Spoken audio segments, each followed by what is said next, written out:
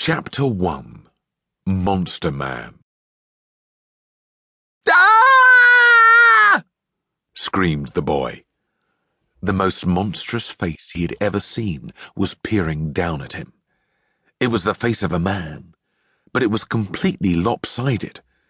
One side was larger than it should have been, and the other was smaller. The face smiled as if to calm the boy down, only to reveal a set of broken and rotten teeth. This made the boy even more scared than before. Ah! He screamed again. "You will be all right, young sir. Please try and be calm," slurred the man. His face was so misshapen that so was his speech.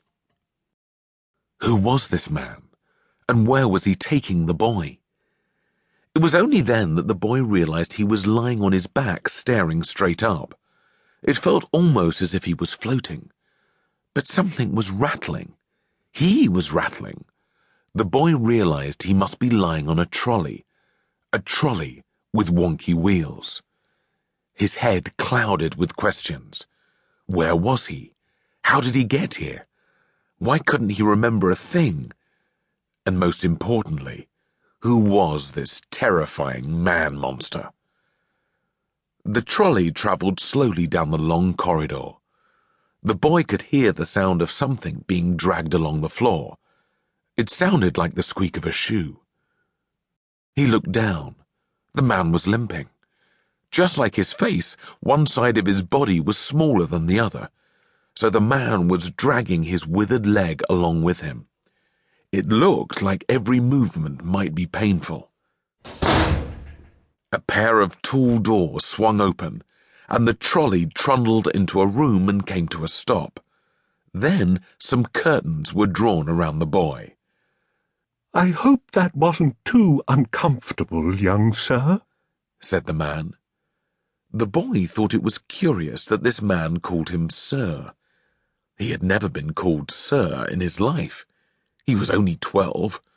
Sir was a title reserved only for teachers at his boarding school.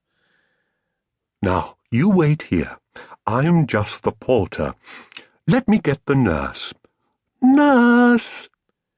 As he lay there, the boy felt strangely disconnected from his own body. It felt limp, lifeless. The pain, though, was in his head. It was throbbing, hot. If the feeling could be a colour, it would be red, a bright, hot, raging red. The pain was so intense he closed his eyes. When he opened them, he realized he was staring straight up at a bright fluorescent light. This made his head ache even more than before. Then he heard the sound of footsteps approaching. The curtain was whisked back.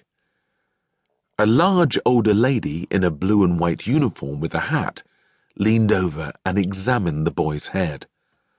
Dark circles framed her bloodshot eyes. Grey, wiry hair squatted on her head. Her face was red raw, as if she had scrubbed it with a cheese grater. In brief, she had the appearance of someone who had not slept for a week, and was angry about it. "Oh, dearie me! Oh, dearie, dearie me! Oh, dearie, dearie, dearie me!" she muttered to nobody in particular.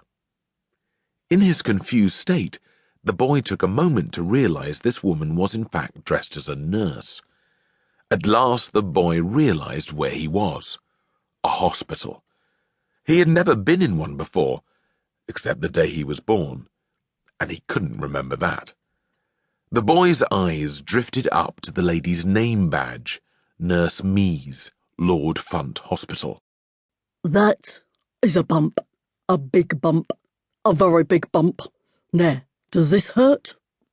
she said, as she poked the boy hard on his head with her finger. "Ow!" he screamed, so loudly it echoed along the corridor. "Some slight pain," muttered the nurse. "Now, just let me get the doctor. Doctor!" The curtain was whisked across and then back again.